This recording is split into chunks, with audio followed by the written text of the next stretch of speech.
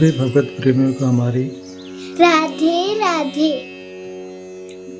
मानव जीवन का सर्वोत्कृष्ट फल सत्संग श्री भक्तमाल कथा के माध्यम से हमें मिलने जा रहा है। श्री भक्तमाल कथा के प्रधान श्रोता हमारे श्री प्रिया प्रीतम जी हैं। उनके श्री चरणों में प्रणाम करते हुए आइए आज के भक्त चरित्र का श्रवण करें।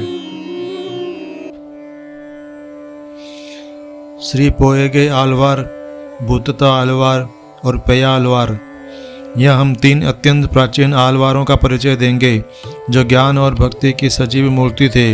उनके बनाए हुए लगभग 300 भजन मिलते हैं जिन्हें लोग ऋग्वेद का सार मानते हैं। इनमें पहला का नाम सरोयोगी अथवा पोएगे आलवार था। इनका जन्म कांची नगरी में हुआ था जो उन दिनों विद्या का एक प्रधान केंद्र था। ये 5 जन्य के अवतार माने जाते हैं। भूतता आलवार का जन्म महाबलीपुरम में हुआ था और उन्हें लोग भगवान की गदा का अवतार मानते हैं। पेया आलवार का जन्म मद्रास के मेलापुर नामक स्थान में हुआ था। इन्हें लोग भगवान के खड्ग का अवतार कहते हैं। ये लोग जन्म से ही भक्त थे। इनका जीवन बड़ा पवित्र और निष्कलंक था। ये तीनों के तीनों ज्ञान के भंडार थे और परा विद्या में निष्णात थे। वे यदि चाहते तो उन्हें राजा की ओर से बहुत अधिक सम्मान प्राप्त होता, परंतु वे धन मान अथवा कीर्ति के तनिक भी लोभी नहीं थे। इन्हें भगवान के चरणों को छोड़कर और किसी वस्तु की आकांक्षा ही नहीं थी। इनकी किसी स्थान विशेष पर ममता नहीं थी। ये एक जगह अधिक दिन नहीं रहते थे और प्रसिद्ध तीर्थों का दर्शन करते हुए तथा भगवान का गुण गाते हुए भिन्न भिन्न स्थानों में विचरा करते थे। एक बार ये तीनों भक्त तिरुकोइलूर नामक क्षेत्र में गए। उस समय तक ये लोग एक दूसरे से परिचित नहीं थे। मंदिर में भगवान की पूजा करके रात्रि के समय सरोयोगी एक भक्त की कुटिया में आकर लेट गए। रात अंधेरी थी और कुटिया बहुत छोटी थी। वे पड़े पड़े भगवान का ध्यान कर रहे थे और इतने में बाहर से आवाज़ आई, भीतर कौन है? क्या मुझे भी रात भर के लिए आश्रय मिल सकता है? भला भक्त किसी शरणागत की प्रार्थना को टाल सकते हैं?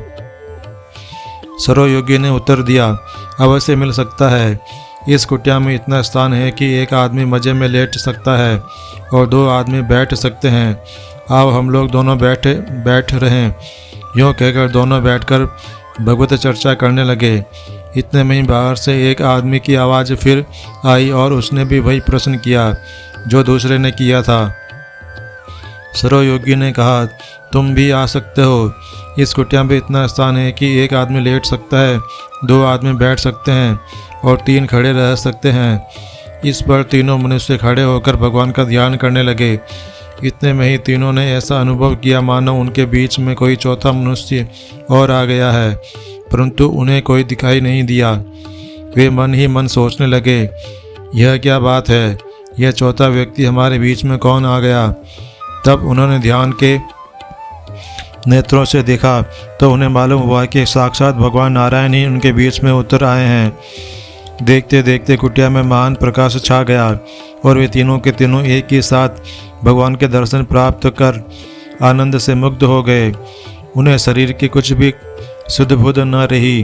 भगवान नारायण ने उनसे कहा, वर मांगो। इस पर तीनों के तीनों उनके चरणों पर गिर पड़े और भगवान से यही प्रार्थना करने लगे कि प्रभु आपका गुणगान कभी न छूटे। हम आपसे यही वरदान मांगते हैं। इस पर भगवान ने उत्तर दिया, मेरे प्यारे भक्तों, तुम लोगों ने मुझे अपने प्रेम पास में बांध लिया है, अतः मैं तुम्हारे हृदय को छोड़कर कहाँ जा सकता हूँ। अब तुम लोग जीवों को मेरे प्रेम का महत्व बताओ। इस लोक का कार्य पूरा कर फिर वैकुंठ में चले आना। उसी समय इन तीनों आलवारों ने भगवान नारायण की महिमा के 100 पद रचे जिन्हें ज्ञान का प्रदीप कहते हैं। इसके कुछ पद्यों का भाव नीचे दिया जाता है। भगवान के सदृश और कोई वस्तु संसार में नहीं है और सारे रूप उसी के हैं। आकाश, वायु, अग्नि, जल, पृथ्वी, दिशाएं, नक्षत्र और ग्रह, वेद एवं वेदों का तात्पर्य सब कुछ वे ही हैं। अतः उन्हीं के चरणों की शरण ग्रहण करो। मनुष्य जन्म का साफल्य इसी में है। वे एक होते हुए भी अनेक बने हुए हैं। उन्हीं के नाम का उच्चारण करो।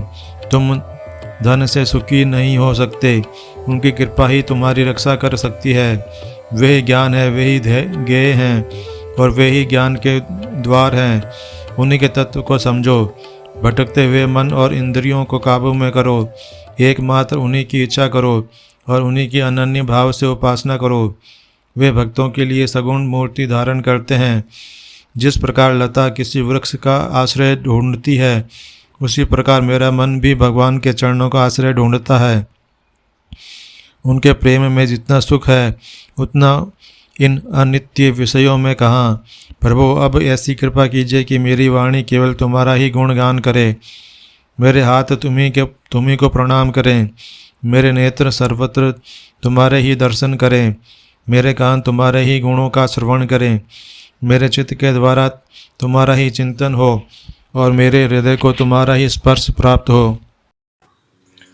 आज के हमारे भक्त चरित्र का वर्णन इतना ही। कल हम एक नए भक्त चरित्र के साथ श्री प्रिया प्रीतम जी के समक्ष प्रस्तुत होंगे। आपको हमारी राधे राधे।